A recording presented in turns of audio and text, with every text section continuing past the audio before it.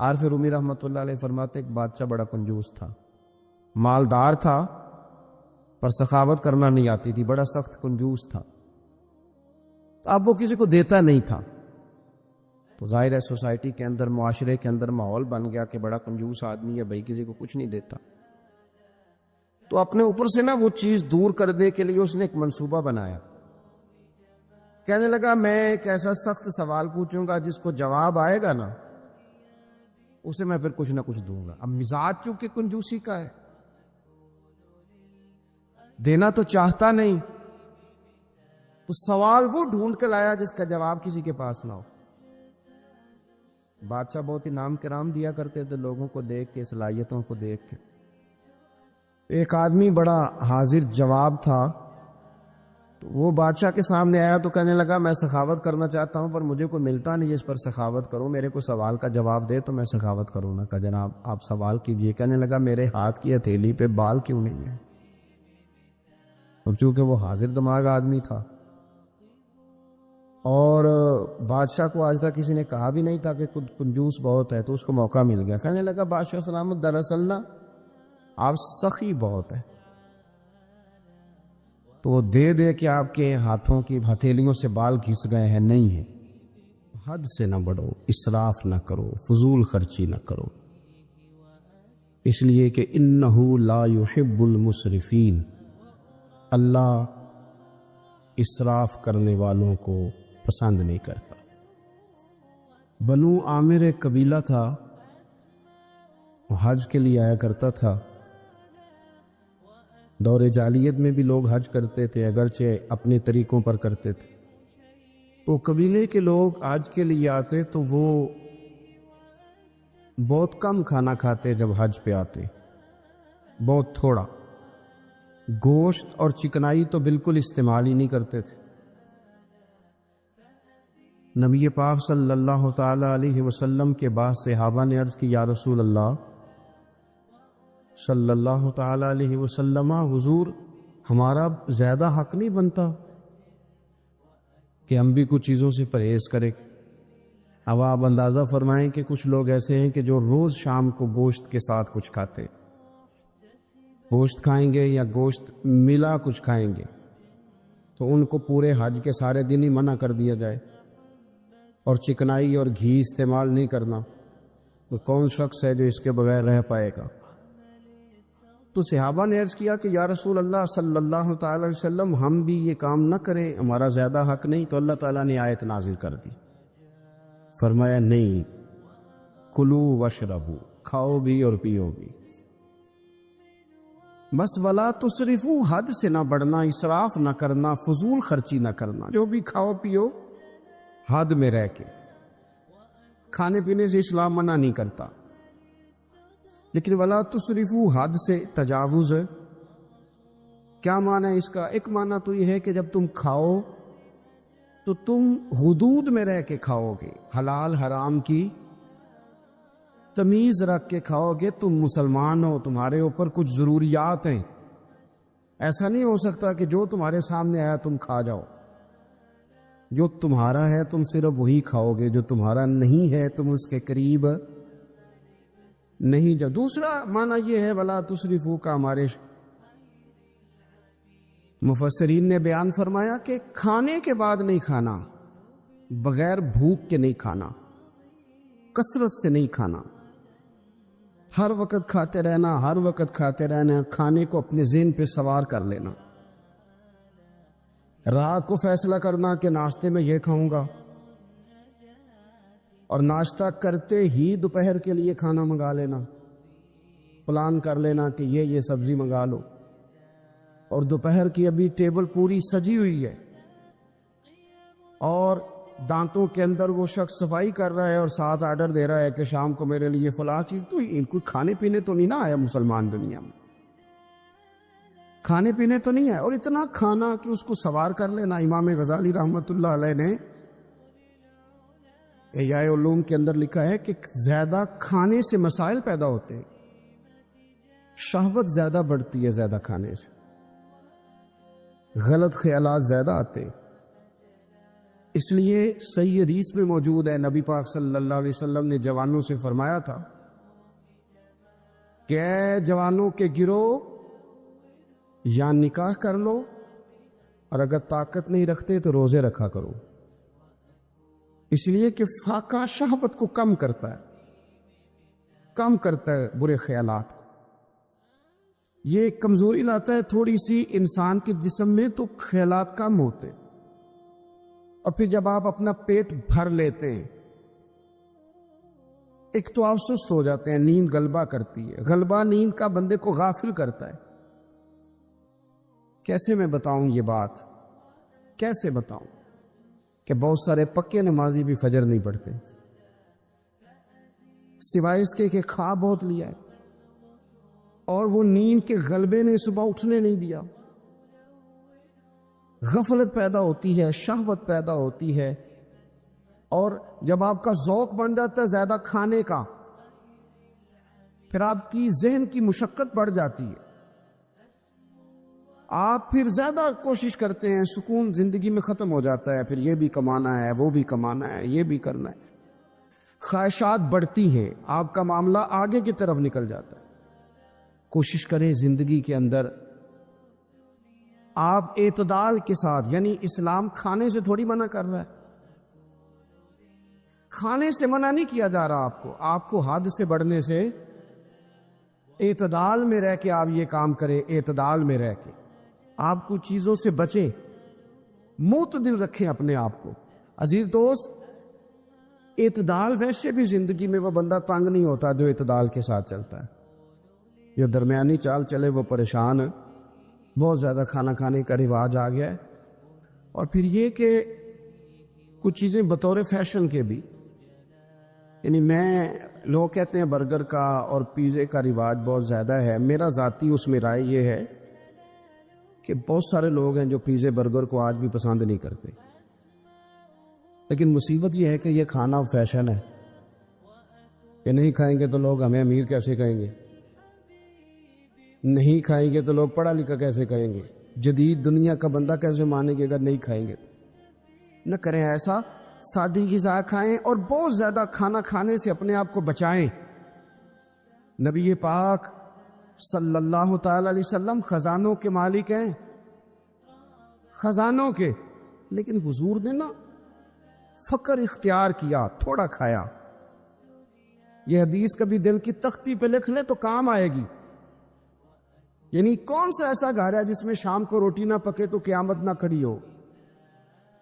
عورتیں احتجاج نہ کر دیں، بلکہ روٹی نہ پکنا تو دور کی بات ہے، بچوں کی مرضی کی نہ پکی ہو تو وہ چیزیں توڑتے ہیں۔ لیکن قربان جائیں، ادھر دیکھو نا، کچھ ہمارے اوپر ہمارے دین کی بھی تو ذمہ داریاں ہیں نا، ہم نبی پاک سے محبت کرنے والے ہیں، کچھ سرور کائنات کی غلامی کے بھی تو قرض ہے نا ہمارے ذمہ۔ میرے نبی پاک صلی اللہ علیہ وسلم کی پیاری زوجہ ام المومنین عائشہ صدیقہ رضی اللہ تعالیٰ عنہ فرماتی ہیں، مدینہ شریف آنے سے لے کر حضور کے وصال ظاہری تک کبھی ایسا نہیں ہوا کہ ہم نے 3 دن تک مسلسل پیٹ بھر کے گندم کی روٹی کھائی ہو۔ 10 سالوں میں کبھی ایسا۔ یہ بھی تو دین ہے نا، یہ بھی تو بھائی دین ہے، کہ صرف نعرے لگانا ہی دین ہے، کہ صرف وہ یہ کہنا ہی دین ہے کہ جناب میٹھا کھا لو، کھانے کے درمیان سنت ہے، مسواک کر لو سنت ہے۔ یہ بھی تو سنت ہے کہ مسلسل 3 دن تک حضور نے پیٹ بھر کے کھانا نہیں کھایا۔ کوئی مجبور ہے اس کے لیے؟ حضور مجبور ہے نبی پاک صلی اللہ علیہ وسلم اس کے لیے؟ یہ حضور کی چاہت ہے، تھوڑا کھانا کھایا جائے، کم پہ گزارا کیا جائے، اور سادہ غذا کو استعمال کیا جائے۔ کوئی کام نہیں کر پاتے ہمارے بچے، روٹی کھاتے ہیں مرضی کی، ثقیل غذا کھاتے ہیں جو ہضم مشکل سے ہوتی ہے، اور پھر کھاتے ہی فوراً موبائل لے کے وہ لیٹ جاتے ہیں۔ تو وجود کے اندر وہ صلاحیت ہی نہیں ہے کہ آگے بڑھ کے کوئی کام کر سکے۔ میرے نبی پاک علیہ السلام نے فرمایا کہ ہر چیز کی زکوٰۃ ہوتی ہے، ابن ماجہ میں یہ حدیث آپ کو ملے گی، ہر چیز کی زکوٰۃ ہوتی ہے۔ زکوٰۃ کا معنی پاک کرنے والی چیز. جب آپ زکوٰۃ دیتے ہیں تو زکوٰۃ آپ کے مال کو پاک کر دیتی ہے. فرمایا ہر چیز کی کوئی زکوٰۃ ہوتی ہے، اور فرمایا یہ جو تمہارا جسم ہے نا، اس کی زکوٰۃ روزہ ہے. روزہ اس کی زکوٰۃ ہے. گویا جب تم روزہ رکھتے ہو، حدیث ہمیں بتاتی ہے کہ پھر ہم اپنے آپ کو پاک کر لیتے ہیں. یہ بھوک وجود کو پاک کرتی ہے. آپ کے ذہن کو، یہ جس بندے میں بڑی صلاحیت ہے نا کام کرنے کی، وہ روٹی بہت زیادہ کھاتا ہے تو پردہ پڑ جاتا ہے، کر ہی نہیں پاتے کچھ. اور کھانے کے معاملے میں دیکھتا ہوں کہ شدت. میرا خیال ہے کہ شادی کے ولیمے میں جو گوشت پکتا ہے اس کے علاوہ بھی تو گوشت ہمیں ملتا ہی ہے نا. لیکن بعض لوگوں کو دیکھا جاتا ہے کہ وہ اتنا سالن ڈال لیتے ہیں کہ شاید ان کا خیال ہوتا ہے کہ آخری روٹی ہے، راج کے کھا لے، اس کے بعد شاید چھٹی ہے تیری. یہ آپ کیا کر رہے ہیں؟ اتنا کھا سکتے ہیں آپ؟ اتنا آپ نے ڈال لیا ہے. اور پھر سنجیدہ قسم کے لوگ ہیں، سیانے لوگ، تو وہ کھانے پہ اس طرح مطلب اٹھ کے بھاگنا. بھئی جو چیز نصیب میں ہوتی ہے وہ تو چل کے بھی آ جاتی ہے، وہ تو اسباب اللہ بنا دیتا ہے. لیکن اپنی طبیعت کا ماحول یہ بنا لینا کہ کھانا ہی کھانا ہے، اور کھانے کے معاملے میں شکایتیں کرنا. مجھے جناب دیکھو فلاں آدمی کے میں گھر گیا تھا تو بوٹیاں کس طرح کی دے گیا. کئی دفعہ تھوڑی سی نا بات سن کے تو بندے کا قد دیکھ کے شرم آتی ہے کہ کتنا تو بڑا آدمی ہے اور تو نے کتنی چھوٹی بات کر دی ہے، تو کیا عجیب بات کر رہا ہے. تو نبی پاک صلی اللہ تعالی علیہ وسلم اعتدال کے ساتھ کھانا کھاتے، فقر کو پسند کرتے. میرے نبی کریم صلی اللہ تعالی علیہ وسلم نے کم کھانا کھانا مومن کی علامت قرار دیا. حضور صلی اللہ تعالی علیہ وسلم فرماتے ہیں مومن ایک آنت سے کھاتا ہے، ایک آنت سے مومن کھاتا ہے، اور کافر اور منافق 7 آنتوں سے کھاتا ہے. 6 گنا زیادہ روٹی کھاتا ہے کافر اور منافق مومن سے، 7 آنتوں کے ساتھ کھاتا ہے. ہمارے ہاں تو اللہ کے فضل سے نا اب کھانا کھانے کی اور کھانا کھلانے کی دوڑ لگی ہوئی ہے. یعنی عجیب فلسفہ ہے لوگوں کا کہ 4-5 نوجوان ہیں تو کہتے ہیں آج دعوت تیری طرف ہے اور کل دعوت میری طرف، اور پرسوں اس کی جانب ہے اور ترسوں اس کی جانب ہے. اور لوگ اس قدر زیادہ یہ دعوت کا شوق رکھتے ہیں، اتنا زیادہ. مثلا میرے ساتھ لوگ بڑا پیار کرتے ہیں لیکن صرف دعوت دیتے ہیں کھانے کی. تو میں کہتا ہوں آپ دعوت دینے کی بجائے ہماری دعوت قبول کیوں نہیں کرتے؟ ہم آپ کو دین کی دعوت دے رہے ہیں، وہ والی قبول کریں نا. روٹی کھا لیں جی، آ گئے کھانا کھا لیں. تو میں کہتا ہوں اور بھی کم ہے زمانے میں لنگر کے سوا، روٹی کے علاوہ بھی بڑے کام ہیں جو کرنے والے ہیں. تو آپ اعتدال کے ساتھ کھانا کھائیں، ضرور کھائیں. جو نعمتیں آپ کے پاس ہیں ان سے آپ لطف ضرور حاصل کریں، لیکن اعتدال کے ساتھ. اور پھر آپ کو پتہ ہے جب آپ بے تحاشا کھانا کھاتے ہیں نا، اس کا نقصان یہ ہوتا ہے کہ پھر انسان، میں نے دیکھا ہے جب بندے مالدار ہو جاتے ہیں نا یا سہولیات ان کو مل جاتی ہیں تو انہیں غریبوں کا دکھ ختم ہو جاتا ہے. اکثر امیر آدمی کے دوست بھی امیر ہوتے ہیں، پھر وہ کہتے ہیں کہاں غربت ہے پیر صاحب؟ کس نے کہا آپ کو؟ کس نے کہا آپ کو کہ لوگوں کو کپڑا نہیں ملتا، سارے لوگ ٹھیک ہیں؟ کیوں بلا؟ اس لیے کہ وہ امیر تھا تو اب دوستی بھی امیروں کے ساتھ ہو گئی. پھر نہ کچے مکان نظر آنے بند ہو جاتے، پھر چوک میں دیہڑی کے لیے کھڑے مزدور نظر آنے بند ہو جاتے ہیں. پھر ہسپتال میں کبھی جاؤ نا، میں نے یہ نظام دیکھا ہے. ایسے نوجوان بھی ہیں جو میڈیکل سٹور والے سے کہہ رہے ہوتے ہیں کہ شناختی کارڈ رکھ لے، اماں کے لیے مجھے گولیاں جلدی دے دے، میرا بھائی آتا ہے تو تجھے پیسے دیتا ہے. یہ لوگ بھول جاتے ہیں نا، اس لیے کہ ہم تو اب چیزیں جو ہیں وہ ہوم ڈیلیوری پہ لے رہے ہیں، پیسہ ہی بڑا ہے. ہمیں کب یاد رہے گا کہ کوئی بھوکا ہے؟ ہمیں کب یاد رہے گا؟ لیکن یہ تب ہے جب آپ کبھی بھوکا رہنا سیکھے، آپ کی طبیعت میں ہو. میرے رسول پاک علیہ السلام نے فقر اختیار کیا تاکہ پتہ چلے غریب کی بھوک کی تکلیف کیا. دیکھو اگر تمہارے ماں باپ تم پر ظلم بھی کریں تو تم نے پھر بھی نیکی کرنی ہے. تمہارے رویے سے خیر ہی پھوٹنی چاہیے، تمہارے لب و لہجے سے ان کے لیے ہمیشہ خوبصورت رائے کا اظہار ہی ہونا چاہیے، تمہارے بازو ان کے لیے ہمیشہ کھلے رہنے چاہیے، اور تمہیں ان کے معاملے میں ہمیشہ اپنے رب کو جواب دینے کا تصور قائم رکھنا چاہیے، تمہارے اندر کہیں کمزوری نہ آئے۔ میں بڑی دیر سے اپنے دوستوں کی توجہ اس بات کی طرف مبذول کرا رہا ہوں کہ انسان کے ساتھ ہی ساری چیزیں رہتی ہیں، بیماریاں بھی، پریشانیاں بھی، کاروبار کا اتار چڑھاؤ بھی، انسان کے ساتھ دوستوں کی کبھی وفاداری، کبھی بے وفائی، کبھی بچوں کے مسائل، کبھی دیگر رشتہ داروں کے مسائل۔ اسے حکم یہ دیا گیا ہے، اسے سمجھایا یہ گیا ہے کہ وہ کسی ایک چیز میں الجھ کر باقی چیزوں کو بھولنا نہ شروع کر دے، کسی ایک پریشانی، ایک آزمائش کی وجہ سے اپنی زندگی کے سارے معاملات کو داؤ پہ لگانا نہ شروع کر دے، بلکہ وہ اپنے دل کو، اپنے سینے کو، اپنی طبیعت کو کشادہ رکھے۔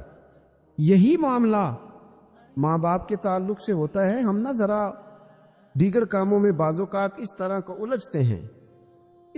الجھتے ہیں کہ اپنی اس اہم ذمہ داری سے ہم نظریں ہٹا لیتے ہیں۔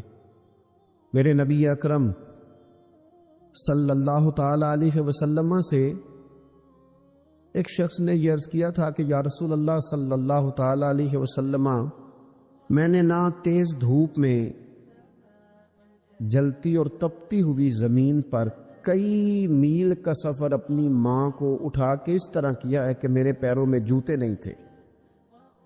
اس پوری بات کو پھر سے آپ سمجھے بھلا میں نے کیا کہا؟ یعنی گرم زمین پر گرمیوں میں چلنا ایک انتہائی مشکل کام ہے، اور پھر گرمی اگر عرب شریف کی ہو اور صحرائی علاقہ ہو، اور پھر آپ نے ایک شخص کو بھی کندھوں پر اٹھایا ہوا ہو۔ یا رسول اللہ صلی اللہ تعالی علیہ وسلم، گرم موسم میں گرم ریت پر ننگے پاؤں ماں کو اٹھا کر میں نے میلوں کا سفر کیا ہے۔ خدا را میری بات کو تقریر نہ سمجھنا، یہ ایک غلام نے اپنے نبی سے سوال کیا ہے۔ اس سوال کی لذت کو محسوس کریں اور پھر جواب کا حسن ملاحظہ کریں۔ عرض کی حضور، بڑا میں نے سنا ہے کہ ماں باپ کی خدمت کا حق ادا کرنا چاہیے، تو وہ میں کوئی حق ادا کر سکا ہوں، کوئی خدمت کر سکا ہوں؟ اس نے کہا میں نے میلوں ننگے پاؤں تپتی زمین پر صحرا میں سفر کیا ہے۔ تو محبوب کریم نے بھی اسے سبق یاد کرایا۔ اس نے اپنی طرف سے خدمت بتائی تھی تو حضور نے ماں کی شفقت بتائی۔ فرمایا جب تو پیدا ہوا تھا تو تیری ماں کو درد کے جھٹکے آئے تھے، وہ جو جھٹکے آئے تھے نا، ان جھٹکوں میں سے اب ایک جھٹکے کا بھی تو حق ادا نہیں کر سکا۔ وہ جو درد کے جھٹکے تھے، وہ جو تکلیف تھی، کتنی مائیں دوران زچ کی دنیا سے چلی جاتی ہیں۔ وہ بیٹا پیدا کر گئی، خود رخصت ہو گئی، وہ جان پر کھیل گئی، لیکن اسے زندگی دنیا میں چھوڑ گئی۔ لیکن کیا کبھی ایسا ہوا ہے کہ کسی ماں نے کہیں کھڑے ہو کے کہا ہو کہ اوہو میں نے بڑا کام کیا ہے، میں نے بڑی خدمت کی ہے، میں نے یہ کیا ہے، میں نے یہ اعزاز دیا ہے، لیکن بچے تھوڑا سا کر کے نا، آپ نے ناراض نہیں ہونا، میں نے اپنے کانوں سے یہ باتیں سنی ہیں کہ جی الحمدللہ میں نے ابا جی کو حج کرایا ہے، شکر ہے اللہ کا جی، ابا جی میرے پاس ہی تھے جی، باقی بھائیوں کے پاس نہیں تھے۔ تو ابا جی کس کے تھے؟ پڑوسی نے حج کرانا تھا، آپ کے پاس تھے نا، تو آپ کے والد ہی تھے نا۔ آپ نے یہ 20 مرتبہ بتایا ہے کہ والد کی میں خدمت کرتا ہوں، میرے پاس رہتا، یہ بھی بتاؤ کہ ابا نے مجھے حصہ کتنا دیا ہے۔ ساتھ یہ بھی بیان کرو کہ صرف ابا ہی میرے پاس نہیں رہتا، میں نے بھی ساری زندگی باپ کے پاس ہی گزاری ہے۔ اس نے بھی کبھی کہا تھا چاروں میرے پاس ہوتے ہیں، پانچوں میں نے رکھے ہوئے ہیں۔ کیا مذاق ہے، کتنی چھوٹی سوچ ہے۔ اپنے والدین کے ساتھ بڑا رویہ عمدہ کیا جائے، کبھی نہ الجھنا۔ خبردار، ایک مقام پر ماں باپ کی نافرمانی کی جا سکتی ہے، وہ کب؟ جب وہ آپ کو دین کے مخالف چلنے کا کہیں، جب رب رسول کی مخالفت کا معاذ اللہ کہیں، اور مسلمان والدین یہ کبھی کہہ سکتے نہیں۔ باقی ہر کام میں ان کی فرما برداری ہے، ان کی خدمت ہے، ہر جائز کام میں ان کی بات کو تسلیم کرنا ہے، بلکہ حضرت اسماء بنت ابی بکر صدیق، حضرت صدیق اکبر رضی اللہ تعالی عنہ کی صاحبزادی ہیں. انہوں نے ایک دفعہ نبی پاک علیہ السلام کی خدمت میں ایک سوال بھیجا تھا. عرض کی یا رسول اللہ صلی اللہ تعالی علیہ وسلم، ماں مشرکہ ہے، اللہ رسول کو نہیں مانتی، معاذ اللہ، ماں مشرکہ ہے، تو حضور وہ مجھ سے ملنا چاہتی ہے، کیا میں اس سے حسن سلوک کر سکتی ہوں؟ نبی کریم نے فرمایا تیری تو ماں ہے نا، چل تو اچھا سلوک ہی کر، تو اپنا رویہ اس کے ساتھ ٹھیک رکھ، کیونکہ تیری والدہ ہے. میں آج حقوق والدین پر تقریر نہیں کرنے جا رہا، بس ایسے ہی مجھے خیال آیا. میں ایک دوست نے ایک سوال پوچھا ہے، مجھے اچھا لگا ان کا بات پوچھنا. انہوں نے یہ پوچھا ہے کہ اگر کسی شخص کے والدین دنیا سے چلے جائیں اور جانے کے بعد اسے احساس ہو کہ مجھ سے بڑی غلطیاں ہو گئیں، اسے احساس ہو کہ بڑی کوتاہیاں ہو گئیں، بڑی جگہوں پہ میں بھول گیا. بہت سارے لوگوں کو پچھتاوا ہوتا ہے کہ یار بڑی چیزیں تھی جو ہم کر سکتے تھے پر ہم سے نہیں ہو سکیں. انہوں نے پوچھا جی کوئی اب بھی کوئی اس کا حل ہے؟ تو میں نے کہا ہے نا، ہم رسول رحمت کے ماننے والے ہیں صلی اللہ تعالی علیہ وسلم. نبی پاک صلی اللہ تعالی علیہ وسلم نے ارشاد فرمایا، الترغیب الترہیب میں حدیث موجود ہے، حضرت انس بن مالک رضی اللہ تعالیٰ عنہ حدیث کے راوی ہے. اللہ کے پیارے حبیب علیہ الصلوۃ والسلام نے فرمایا جس بندے کے والدین یا دونوں میں سے کوئی ایک انتقال کر جائے اور وہ معاذ اللہ ان کا نافرمان ہو، تو فرمایا پھر ان کے لیے دعا کرتا رہے، استغفار کرتا رہے، کرتا رہے، کرتا رہے، کرتا رہے، امید ہے اللہ اسے نیکوکاروں میں لکھ دے گا، وہ فرما برداروں میں آ جائے گا. شرط یہ ہے کہ وہ ان کے لیے استغفار کرے، دعائے مغفرت کرے. اب ان کے لیے وہ اب ہی شروع کر دے ان کو یاد کرنا، اب ہی اس مقام پر آ جائے، ابھی کچھ سوچ لے، تو اللہ تعالیٰ کی بارگاہ سے کرم کی امید ہے کہ اللہ اس نے جو زندگی میں اس سے غلطیاں ہو گئی، رب اس کی ان غلطیوں کو معاف کر دے گا. روز استغفار کرے. ایک دوست نے مجھ سے ایک دفعہ پوچھا تھا کہ حضرت صاحب والدین چلے گئے ہیں، ان کے لیے کیا کروں؟ تو بڑی بڑی چیزیں بھی کی جا سکتی ہیں، لیکن میں نے اپنے اس محبت والے دوست کو یہ محبت والا مشورہ دیا تھا کہ میں چونکہ آپ کو جانتا ہوں آپ نماز میں کوتاہی کرتے ہیں، آپ نہ نماز پڑھنی شروع کر دیں. وہ کہنے لگے جی وہ تو میں پڑھوں گا، والدین کے لیے کیا کروں؟ میں نے کہا نماز پڑھیں، ہر نماز کی آخری رکعت میں کہو گے نا ربنا اغفر لی ولی والدیّ،